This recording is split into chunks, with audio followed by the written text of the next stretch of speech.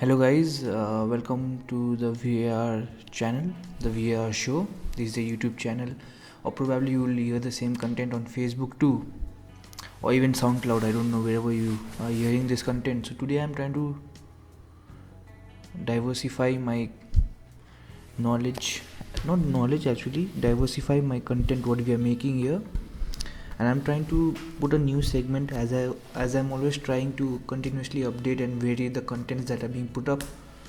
So today will be more like introduction to scouting, like what is scouting and where you can apply it, who should apply it, why it should be applied. So I'll give you a little bit introduction about myself. So I had completed my scouting management,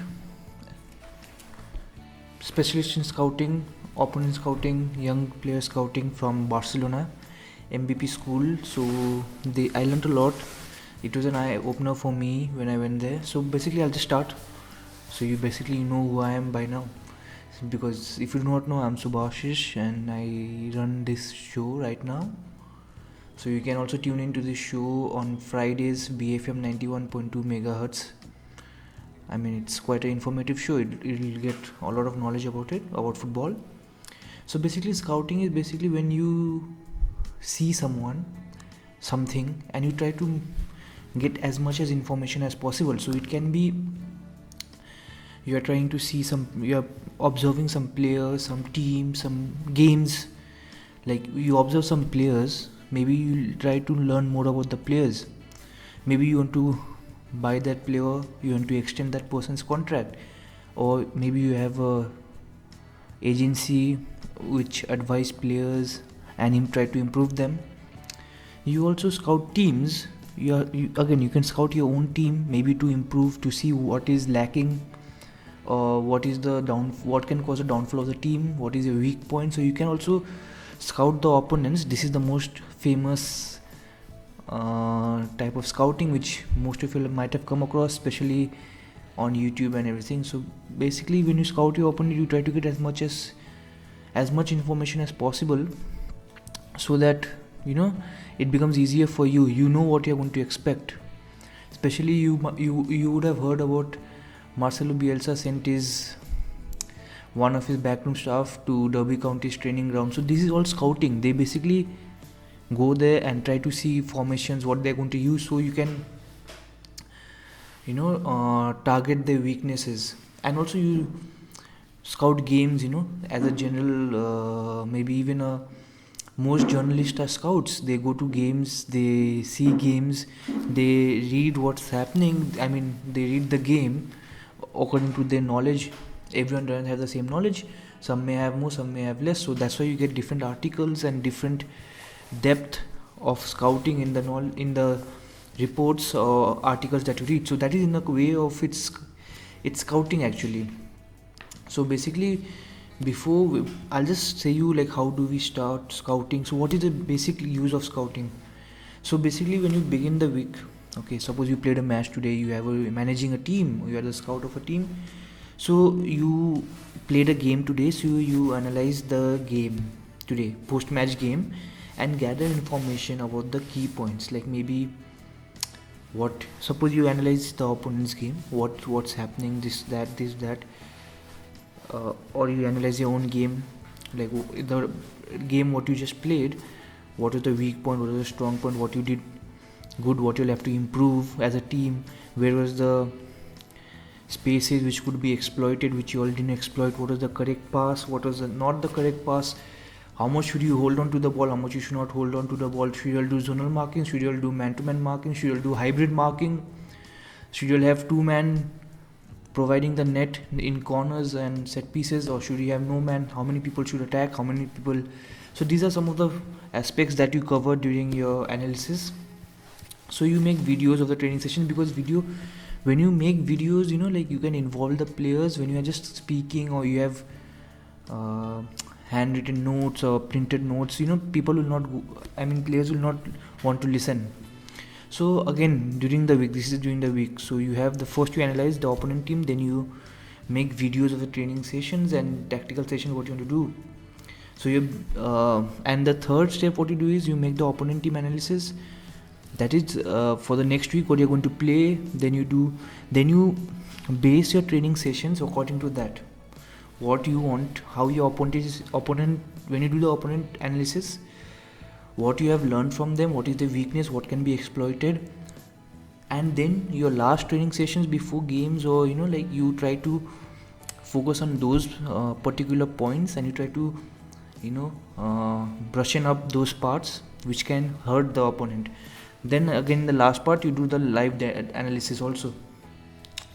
So this is general, but again, you can do all the analysis you want, but it may not work because opponent may change the game in that very game week. Maybe a team, suppose let's say Liverpool, they are playing 4-3-3 maybe for the last 2 years, but today, suppose next week Liverpool play Southampton, and the Southampton coach, the analyst coach, they have analyzed Liverpool and they have seen they play 4-3-3 always, or a variation or something like, but the basic structure is 4-3-3.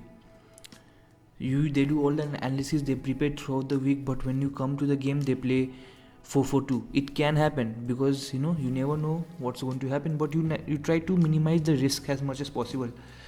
So we talked about analysis, and now we'll move on to the first part of the analysis, that is the structural and dynamical analysis. This is before you move on to the plays. See, you have 3 parts. Whenever you're analyzing, you always have 2 parts, sorry, not 3. Actually 3, in a sense that you have structural and dynamic analysis, where you analyze not the plays but more of the structure and the dynamics of the team. Secondly, you analyze the attacking part and defending part. Those are 2 separate units. And then you attack the transitions. You analyze the transitions. So you have basically 3 parts, that is structure and dynamical, attack and defense, and transitions. So all are important, equally important. You also have set pieces. I have not said it separately because you can have set pieces as a whole in attacking or defending. So I'll just start with the first analysis, I'll start with the structural analysis. What do you do in a structural analysis? First of all, you try to get how much ever information as possible. You take the informations about the players, like you make the official team squads, who are injured, who are not injured, if they recently had a bust up, if someone's not in a good term, like you get all those vibes. So you make list of that, because whose chemistry is good, whose chemistry is not bad, who has a short temperament, who has a high temperament, someone who has a very strong work ethic or not. You take a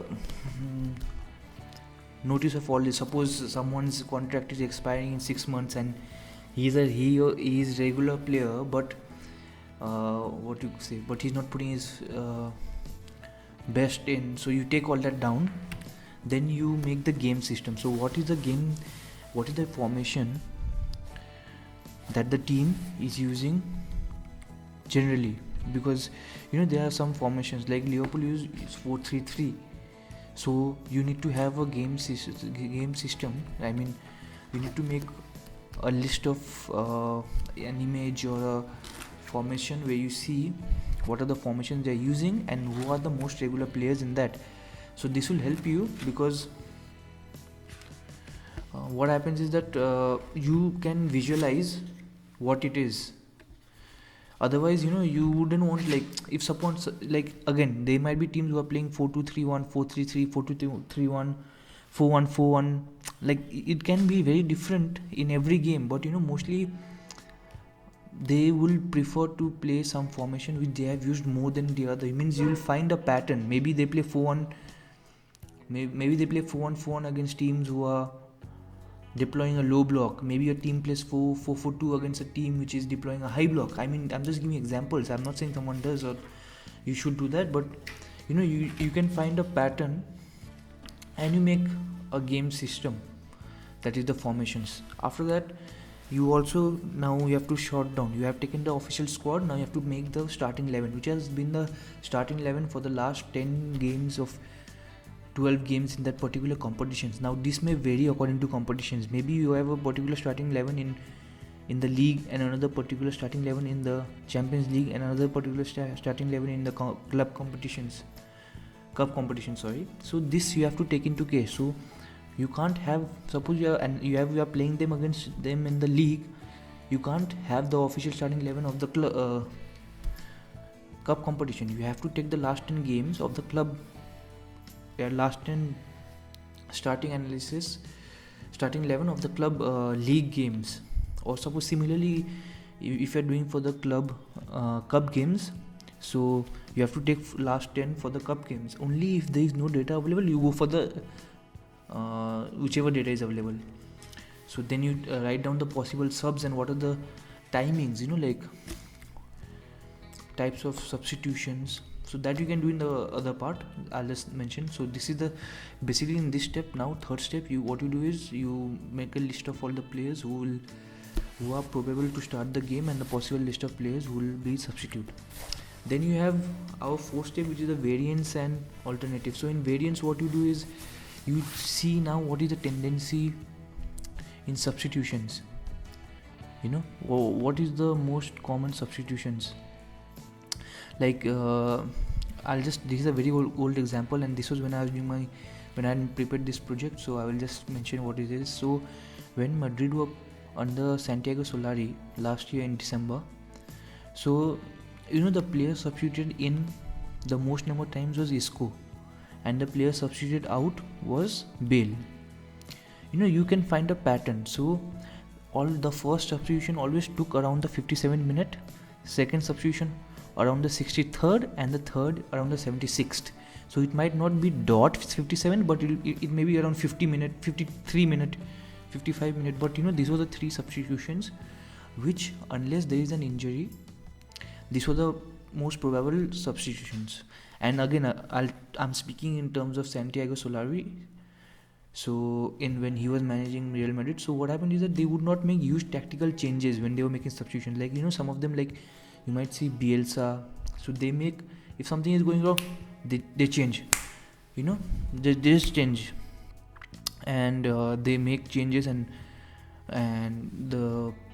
for the possible results. So Real Madrid did not make huge tactical changes. They always used to make like for like changes, and maybe a small tweak, maybe like they might substitute Isco and get in Marcos Llorente or maybe Casemiro, and maybe Casemiro would play a little bit defensive. So that is the most maximum. So that was a few, and I'll say you more things. Like in defense, the most common substitution during Santiago Solari was Sergio Ramos used to be substituted and Nacho used to be substituted in. So and in midfield, Luka Modric and Cruz. Luka Modric used to be substituted by Federico Valverde, who has been in fame now. He used to play a lot during Santiago Solari. I don't know if many of you would have noticed that. Like Toni Kroos used to be substituted out and Isco used to be substituted in and used to take his place. And in attack, Benzema used to go out and Vinicius Junior used to come in. So these were the most substitutions which used to take place under Scolari in that particular field, that is defensive, midfield and attack. So you also take into consideration what has the substitution done. Like Solari's substitution had yielded 2 goals and 4 assists in 9 games. The most notable being in Madrid versus Valladolid, where the tie was 0-0 and Isco played a massive role after coming on to drive Madrid to victory. So you have to take into consideration all this stuff, where has the substitution which has been done taken anything in the positive direction or negative direction. Like I just mentioned, like in Madrid versus Valladolid, when Solari was the manager, the tie was 0-0 and Isco was substituted in probably for Toni Kroos, and he changed the game. So you should take into consideration like this. Like you have it for Liverpool. Like whenever Klopp brings in Divock Origi, he generally seems to change the game. Like sometimes he gets a goal, he nicks a goal here and there. Like he nicked the goal in the Champions League final, then he nicked against Everton last season. So these are like some things that you have to take into care. So alternate now what I also do is I also like to take into consideration like what is the height of the players. Like I make a list of all the players and what is their height. So this is not necessary, but this is what I do, because this information, what is the height, will give you a very very big advantage, because you know how to attack the team, right? So see, if you make a list of all the players and their heights, you know, okay, if these are people are very tall, and okay, so now you have to automatically prepare your set pieces in that particular fashion, you know, like suppose you can't out jump someone, so now you have to think of pattern plays, which like how Trent Alexander-Arnold did against what you call Barcelona. That was a quick thought which had been analyzed by analyst before. So you know, like there are particular patterns which you can probably work on if you know they are very tall and you cannot out jump them. And also you take into consideration, like as I said you earlier, you take also into consideration, you write down like all the players who have had injuries or something. So you know, if someone has just recently come back from injury, he will not exert himself so much, you know, he would be very cautious. So maybe you can win that extra, you can extra 10% you can put in, and you can win the battle, and you can win the 50-50 challenge. So our last part in the structure analysis is we also see alternative game system, as I've already said. So suppose a team usually deploy 4-3-3 attacking formation, but also they have deployed 4-1-4-1. These are very important things, you know. You can be a 4-3-3, but a 4-3-3 can easily turn into a 4-4-2 with one person falling back, you know, or a 4-3-3 can easily be turned into a, what you can say, 3-4-3, 3-4-3, yeah, 3-4-3, of course, or a 3-5-2, or a 3-5. I mean, the permutation and combinations are a lot, but you should always take into consideration in the previous games if they are changing different game systems inside the game. If they are like, if they start with a 4-3-3 attacking but they also fall back, or even something happens, they change formations, you should take in consideration of all that. So that was the structural analysis part. Now you move on to dynamical analysis. So in dynamical analysis, what you do is, you first of all, you find, this is the more the dynamic part of the game. So you find the something called interval detection. So what is interval detection? So basically in interval detection, what you do is you find where are the gaps. So you have two parts of that. First you have offensive and you have defensive part also. So basically you've width and depth in offenses and defenses inside the same line and between the lines. These spaces that are created by the structures of the players and its disposition on the field. These are the spaces that are empty of players and could be used or not. I mean, you know, they may, like many teams leave spaces so which could be used, and maybe you could exploit them. So suppose I will talk of Madrid. So when Real Madrid are attacking, they leave huge gaps in center of the field and also between the fullbacks, as okay. So it is demonstrated by image. So I have the image, I'll put up the image. So you know, that could be exploited. Suppose you win the ball back, you know where to attack from. Now similarly, while defending, Madrid have huge gaps behind the fullbacks. So you know, like you can definitely target the space behind the fullbacks. You can have runners who will exploit that space, and also in between the centre backs and the midfield. So you can have players who can play in between the lines, and it can prove very difficult for Madrid. So that is the interval detection. So now we'll move on to sub blocks. So what is sub blocks? Sub blocks are, again, you know, a block and you have a sub block, means you have a part of a block. So what happens is, so when a team is attacking or defending, there may be some part of the block which do not take part into the action that is happening. Suppose the team is attacking and you usually see the two center backs, they are not being involved, but others, fullbacks and everyone is going up. So those two players form a sub block. So what they are doing, it can be conditional or it can be functionality. So maybe the coach has said them, you all to stay back, you know, you all do not be involved. That is what the coach has said. Or maybe, so they are forming a defensive sub block. Generally you will find it in center backs and strikers, but you can find in other parts also. So suppose now that's a defensive sub block.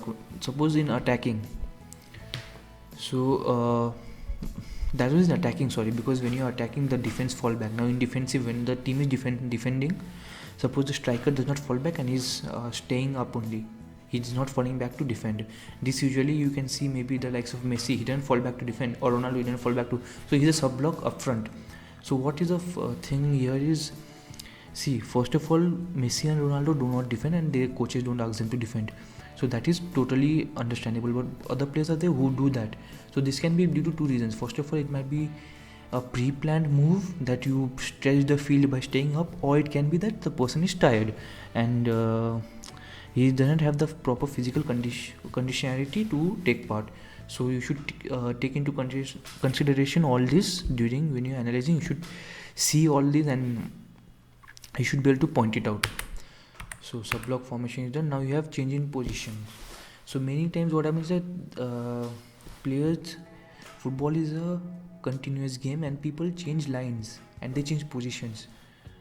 So basically what happens is, suppose you're playing 3-man attack. So suppose when Ronaldo, Bale and Benzema were in Madrid, they would seamlessly change the positions, or Sadio Mane, Firmino and Salah, they seamlessly change formation. Maybe Firmino starts to the center, but in the game you might find him on the right hand side or on the left hand side, and vice versa for all three players. So this is, you have to take into consideration all three, because these are important aspects. So this you call change of position in the same line. And between lines also there are many times you can see, like Firmino drops into the midfield, collects the ball and plays on. So he's changing the lines. So from 3-man attack, he's making it was a 4-3-3, but he's made it a 4-3-1-2. So he has changed his lines and he has become a midfielder now. Or you can see the same thing in defense. So when you are starting with 3-4-3, so the two fullbacks play in midfield. But when you are defending, they go back. So they have a 5-2-3. So yeah, 5-2-3, 5-2-3. So that is the changing in between lines. So that was the structural and dynamical. In the last part, what you do is you make important points. Like, these are not categorized by anything, but like, what is the strength of the team? Like, maybe like Ronaldo can score goals from anywhere. He can produce something out of nothing. You also take into consideration the weak point. Like, suppose you are targeting whom do you target? Whom have I analyzed? Okay, let's take Man City. Otamendi is the weak point. He is not that comfortable and he can go into rash challenges. Similarly for what's his name? Matt Ryan. I think he plays for Brighton. So Matt Ryan, what does he do? What is his weak point, or what is not? He's not weak point. So how do you like, I would consider it as a weak point that whenever he makes a save, he parries it back to the players. Like, he makes a lot of saves, but he does not catch them. He pushes it. So you can be there for a rebound. Now contextual, again, there is another part which is called contextual, which also you have to take into point. So you take which player is the most influential, or which player is affecting the game the most. So this was part of the structure and dynamical analysis. Then you also have offensive phase and defensive phase. Okay, in offensive phase, what do you do?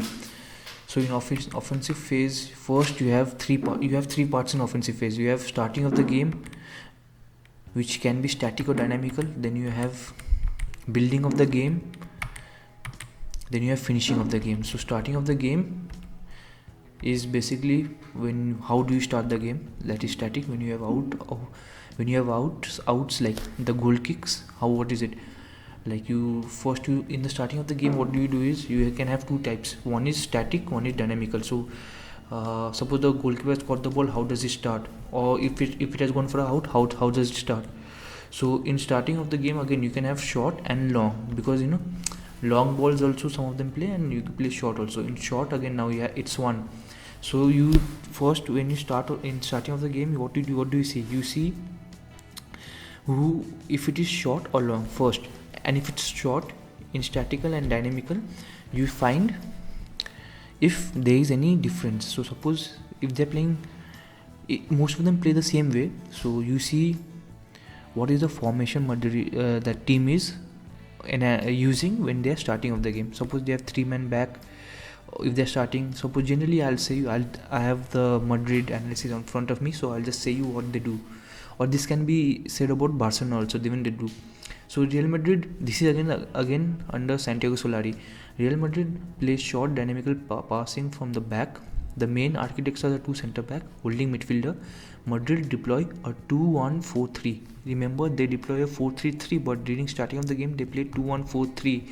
So 2 centre backs, they spread across, and the holding midfielder, he forms a triangle, tip of the triangle with the 2 centre backs, and to receive the pass. So they centre backs take the ball from the goalkeeper and they play. So here again you have to take into consideration who is the key player, if one particular centre back is starting the play or the other. So again, mechanism, you also take into consideration whether they play when they get the ball, do they play it outside, or do they play it through the centre.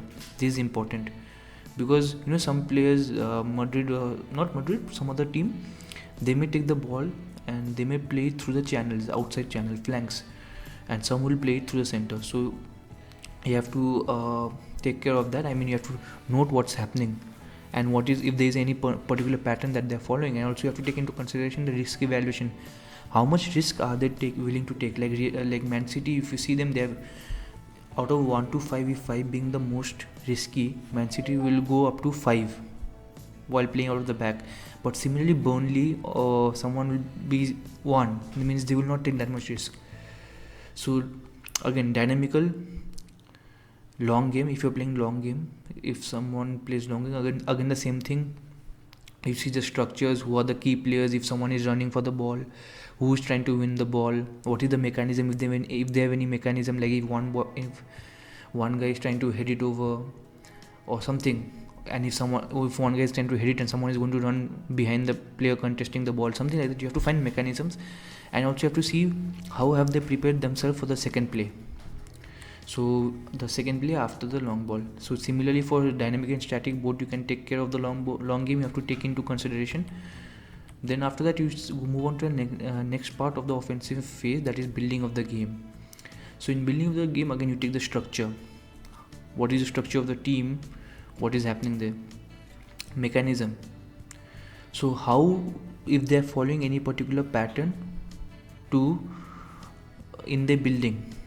You also have to take into consideration how many players are behind the ball, how many are attacking, and how many are, if there is any sub block, because by chance so suppose if there are only 2 people who are providing balance behind the ball, so that as there is a possible chance of hitting them on the counter immediately, because if you win the ball high up, there will only be 1 or 2%, and you can easily have high chance of scoring. So again, you have to take into consideration when the offensive phase and building of the game is during the build up, if the players are static in their positions, or do they change their positions. Like if you see someone like Karim Benzema, still now he is highly rated because he falls back and he gets involved in the game. Similarly, now I can give you some other example like Paulo Dybala. He falls back, he tries to he moves on. Messi, similarly, they continuously move around and like to play, they move and play rather than stay in one position. And you also have to take other aspects into consideration, like if the fullbacks or the wingers or the players playing in the position, suppose a right back is a left-footed or right-footed person. If he's a right-footed person, it's easier for him. Most of the time he will provide a cross in a particular way. If he's a left-footed, he'll provide a cross in a particular way. Yeah, like it can be an in-swing or out-swing. So depending on the foot and which position, which side of the pitch they're playing.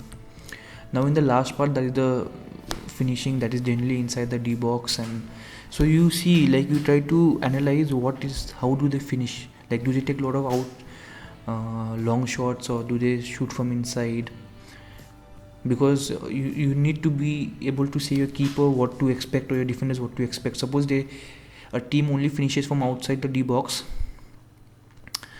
so you have to close them early. If someone finishes from inside the D box only, some team, so you can give them space just outside your D box, and you don't have to close them down. You can just back off little by little. So someone like Coutinho for Bayern Munich, he'll take shots from outside the D box, so you have to close him down as soon as possible. And if there are any persons who like to run in and finish, and also do they provide side crosses, do they provide, like if you taking for example Trent Alexander-Arnold and Robertson, they pump in cross after cross from around the D box. So you have to take into consideration that is one particular type of cross. From the side, what they do, they overlap and cross. Second is, you see someone like Reece James, who from the edge of the D box he will pump in across. So those are, you have to take into consideration what type of crossings are being performed, and you also have to take into consideration what is the box domain while they attack, how many players are there in the box, and what is the capacity, and who is good enough to finish the goals. Now you have I'll do the transitions. Okay, so in transitions I'll do an offensive defensive do I do the defensive part? I think I'll do the defensive part first. It will make sense if I do the defensive part. So I'll just open that my other just 1 second. I know it's a very long podcast or whatever. Okay, so defensive. So in defensive, now you have 3 parts. You have high block, low block, high, medium, low. High block means the defensive line is very high. Low means the defensive line and the team are defending. This high block, I'll give an example, Liverpool. If you go see them, you'll know what high block is. Low block is Burnley, and medium, I'm not getting an example for medium, but okay, I'll move on to high block, and if I get an example, I'll see you. So you have to see like how do they, what is the high block. And high block basically means the difference between so basically what the high block means, the distance between the two lines, that is defense and attack. So if it's very big, it's a high block. Okay, so basically in high block, what do you have to look for, how do you analyze, or what do you do in scouting, or if you're managing a team, you're trying to search what it is, you see you try to see if someone is playing high block, what is the advantageous position you can that is your team can play into, which are the positions that you have to be able to take advantage of, what is the position that you can take advantage that the other team is leaving.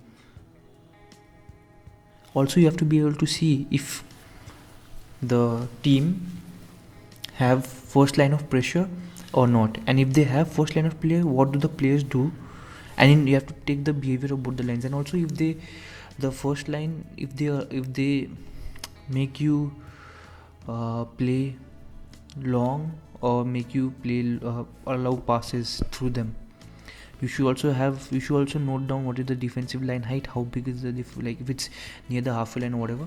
And goalkeeper positioning, sometimes they are front, so you can maybe score a long ranger if you are capable, if your team is capable. And you should also see what is the pressing situation, do they press very aggressively, or is it usually floating, they just put pressure floatingly but they do not press aggressively. So next up is medium block. Again, here you should find the structure, you see what's the pressure block width, how wide, and the defensive line height. So if the what is the height of the defensive line. So similarly for low blocks, one thing is, if you go and see Burnley, they have a very low block, or they used to have. Here you have to take into consideration what are type of markings that is being done, and also what is the aerial game domain like. So now after this, now we'll move on to the transitions. Okay, So I'll see you in transitions. So moving on to the transition phases, that is, first we'll do the offensive defensive. So you have two transition phases. There is offensive defensive and defensive offensive. That is, when the offensive defensive is when you lose the ball, what do you do? And defensive offensive is when you win the ball, what do you do? So there are three zones: zone 3, zone 2, zone 1, that generally people classify into three parts. That is, one is near the opposition half, one is in the middle of the areas, and one is near your own half. So basically when you scout, what do you do? What do you see for? So when you lose, suppose we'll cover the zone that is near the opposition half, what do you do there? So first of all, you see what is the change of, like, who is attacking it first, and what is required for the person to attack. Like, how fast are they going to do? Like, what is going to happen? Like, are they going to press? If they're going to press, how fast after they lose the ball do they press?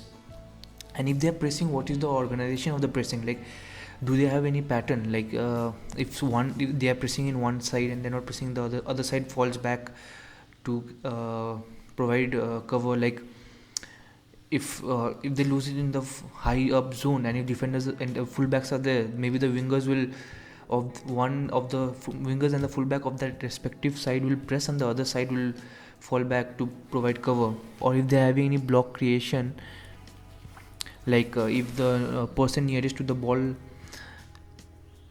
presses, or do they have a specified person who's pressing, and all these are there. And if they're not recovering, suppose they're not pressing, or if they're not able to recover the ball, and the other team is being able to go through, what do they do? In most of the cases, like if you see Guardiola, they play tactical foul. They are masters of tactical foul, and there are many other ways what they do. So similarly for the middle of the park, we do the same thing. Like, you see who has the most presence of mind and who's attacking first. What is the organization? What are they doing if they do not recover? And also you have to see, like, when you are immediately winning the ball, that is offensive defensive. When the other team is losing, and when you are winning, what do you do? Like, which are the favorable spots? Like, when you have done interval detection, you see what are the spots that you can which are vulnerable for the opponent, and which is very very profitable for the team that has the ball. So you must be able to identify those spots. Similarly, in the zone which is closest to the team's D box or goal, you should see what is the frequency. Do they lose the ball very frequently there? If they do, then it is very dangerous for the team that is losing the ball, because you are closest to your goal, and you can concede goal anytime. So you must also take into consideration here, again similarly like the previous two, what is the team organization, what do they do as soon as they lose. First of all, you have to see how often they lose. Okay, if they lose it very often, or if it's very far off intervals, or is it, and what is it, like a system that they are performing. Maybe they play it out to the back, and the defenders are not comfortable playing out from the back. As a result, they lose the ball, or is it due to mistakes or errors that are very seldomly repeated? You must also see how is the team organized, and you must also be able to find if like any additional informations, like if they have a funnel technique where they try to push the players when they lose the ball, they try to push the team which has the ball towards the sideline, so they can easily get the ball. So many of them teams have those type of tendency where they try to push the other team towards the sideline. Or you have other teams like Guardiola's within 5 second rule. I think they had a 5 or 6 second rule where they had to win the ball back within 5 or 6 seconds. So there are many other ways. So you should be able to find out the patterns, and which can be very very very very very helpful for you during the game. So this was the offensive defensive. Okay, now we will do the defensive offensive. Now transition defensive offensive. Again here, so this is when you are defensive and you win the ball. What do? Again, you have to see the team organization, what happens as soon as they win the ball, and what is the first pass. Like as soon as they win the ball, where do they pass? Do they pass it back? Do they pass it front? Are they is attack their first instinct? So as soon as they reach the ball, do they play a 30-yard pass for forwards, break the lines, or do they pass it back and try to play safe? You have to take into consideration all this, because if they have players who like to play front, there is a high chance that you are vulnerable to counter attack. So you must take care of all that. Again, in zone 2, same. You have to know what is the organization of the team and what is the first pass and preferential zone of playing. Do they like to pass it back and start the build up, or do they want to play it directly as soon as they win front? In zone 1, so in zone 1, suppose they are playing defensive offensive, and in zone 1 if they lose the ball, so what is the type of, again same concept, what is the type? The team usually press. Do they press aggressively when they when they are recovering it in zone 1, not losing? This is the defensive offensive transition phase. So do they usually attack as soon as they recover? Do they attack, or do they want to recycle possession? So, and what is the team organization? How are they organized? So you should keep in mind on all this, and you should be able to point it out. I know you will not get it in the first game you are scouting, but when you are watching this scouting for a long time, maybe when you perform 6, 7, 8, 9, 10 games you have scouted and you have analyzed, from the 11th game you can complete within maybe, you'll automatically see all these patterns. It will be in your mind. Like, so also now along with this, when you are finding, you also in the defensive offensive phase, you also provide other information if possible. You try to find out which zones are the opposition most likely to recover the ball, where are they recovering the ball the most. So if they're recovering the ball in zone 2, that means they're pressing aggressively in zone 2. So the players, so you have to when you take out all this information, you have to also link it to what is happening. So if they're winning it in zone 2, so that means in zone 2 they are pressing aggressively, so they have been built that way. And if suppose zone 2, and if they're winning it mostly in zone 2 and doing the right hand side flank, so like zone 2 flank side, right hand side, they are being pressed aggressively and they're winning. So you also earmark players like suppose I was doing another analysis for Australia. So there's a player called Mabil, so he's very fast. So I had him written down like as the player who is the most hazardous to our team in counter attacks. So if he recovers the ball, it is very dangerous for us because he can run at us. Similarly, if you see Sadio Mane, Mohamed Salah, Leroy Sané, Raheem Sterling, Cristiano Ronaldo has kind of lost his pace, but a prime Cristiano Ronaldo, Gareth Bale, a prime Robin. So these players are very hazardous. I think you have got what I mean. And also you have to see if they are forming any wave formation. Like, are they attacking? Are the fullbacks are they fullbacks are overlapping when during the counter attack? Do they attack in waves, or is it only one or two players? Like if you see Liverpool, you see Andy Robertson is continuously attacking. Even Trent Alexander-Arnold, when doing a counter attack, you find a full wave of players, maybe 4-5 of them who are attacking together. So you have to take into consideration how many players are attacking in the wave. So this will help you again, like like if there is a counter attack, how much. Like if a team is very good in counter attack, or they have been very very hazardous in counter attack in the last 4-5 games, so what is the balance that you have to maintain behind the ball. So now we'll move on to set piece analysis. We have two parts again, offensive and defensive. In offensive, first you see the corner kicks. Okay, in corner kicks you see if there is a practice play, like players are running in, running out, or if 3 players are running in, if they form a block, something like there is a pattern. Who are the main kickers? Who do they take? Is it from the right hand side corner, who takes the corner, and from the left who takes? Do they play short? Do they play long?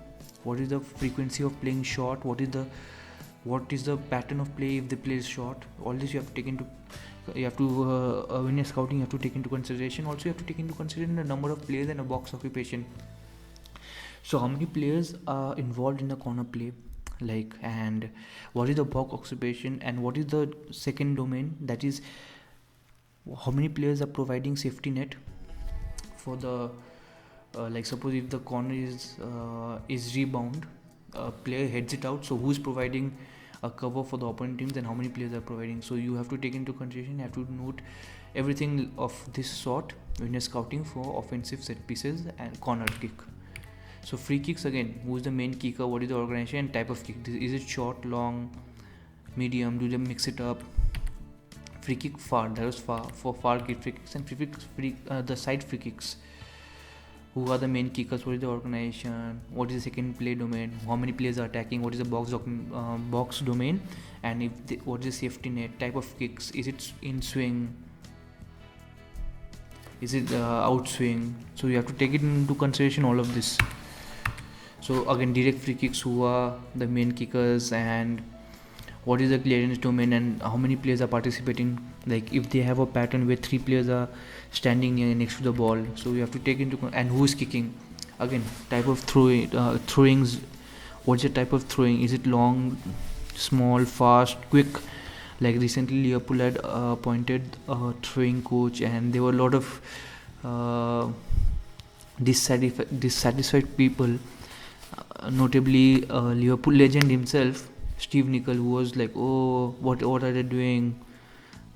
So I mean, these are very important parts, because there was this guy called Rory Delap for Stoke City. My god, his throws were huge, humongous. So yeah, so like even for Australia there's a guy called Ryan Grant who takes massive throw-ins, and you have to take into consideration who are these players and if they are throwing in, if they are starting, so you have to prepare accordingly. Okay, if this person is starting, suppose for Australia Ryan Grant is starting, so where does he send the ball in the D box, how does he throw, is it a flat throw, is it a looping throw, is it a parabolic throw, whom does he target, what is the box domain, how many people are occupying the box, is there any movement along the sidelines. So these are the things you have to target. And penalties, so basically penalties is a very long term project. Okay, so you basically have to see how many people are kicking, who are the kickers, first of all, regular kickers, which other sides do they take, and what is the, so suppose they're kicking in the right side, so is it middle, low or high. So you have to see a lot of things, and this is more of the goalkeeper coach, like where do they practice, like goalkeeper coach should be able to show it, but you have to, as a scout, you have to scout or analyst, whatever you term yourself, you have to show it.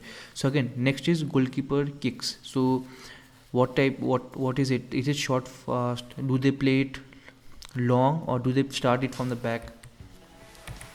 So defensive set piece analysis, again same thing, corner kicks, what is the box occupation, and what are the type of markings the opponent teams are doing. Okay, oh sorry, this is type of marking, right? So so basically you find what's the box occupation, and yeah, and what are type of markings they are doing, and what are the types of corner kicks that can be beneficial to score a goal. So you should be able to write all this. So what is the aerial capacity, I had said you to take out the height, right? So here it's important, because you should know that where do you stand in respect to the opponent team. So this is corner kicks, defensive set pieces of the opponent team. So free kicks, what are the type, what is the wall type that they produce, what is the height of the wall, because if one person is very short in the wall, you can probably put a free kick through that person. And even nowadays you can even see, like what is the, like if the wall is constant, do they jump high, so you can put it through below the wall. So what are the type of markings in free kick, is it individual, or is it man marking, or is it zonal. So you have to take into consideration and note down all of this. So in penalty is just the opposite of what you had to do. Previously you had to take for the kickers, penalty kickers. Now you have to take goalkeepers, like what does he do, which side is his preferable dive side, and does he dive low or does he dive high, like medium height. So if some of them dive low, so if you have any height in the kick, it goes in. And how often does he change the dive side. So some keeper will dive in the same side for 2 or 3 spot kicks, then he'll change its side. You should also be able to take into consideration about the goalkeeper. Is he, his strengths and weaknesses, is he strong in the air, is he weak. So now after this, just 1 second. Yeah, so after this penalties is done.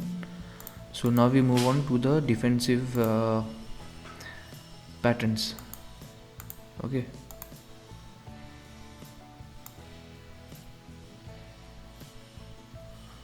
what's wrong here? I don't know. Okay, fine, leave.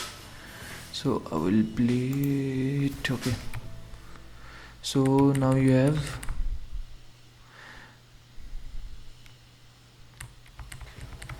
meteorological patterns. So now when you are scouting, you have much more work than just saying do this, do that. So now first up you have to even defense is now, if suppose you are making a defensive thing, so now suppose you are scouting the attacking of the opponent team, so you have to be able to provide and concrete report on how do we defend them, because you have now gone through or analyzed the full defense attack, so you have to provide a report how do we defend them and how we organize the attack defense transition when we lose the ball, and how to play the defensive set pieces.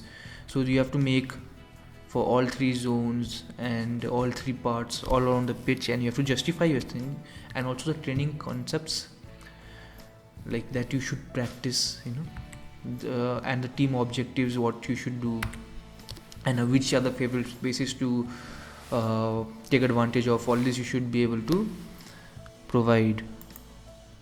So similarly, this was for meteorological pattern about defensive, and now attacking.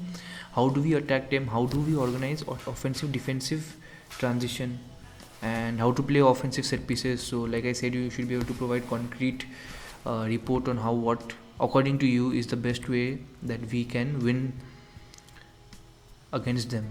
So that was the full scouting, whatever I know of and whatever I follow. So if you have any doubt, you can leave comments in the below section, or you can send a message to the VAR show, and probably I'll revert back to you. So I think this is a quite long episode, and I'll also put in, if possible, some links down below where you can see some sample scouting that I have done, or you can message me and I will send you. So yeah, I think it's been very long. So till my next video, I'll take a leave, and bye, see you.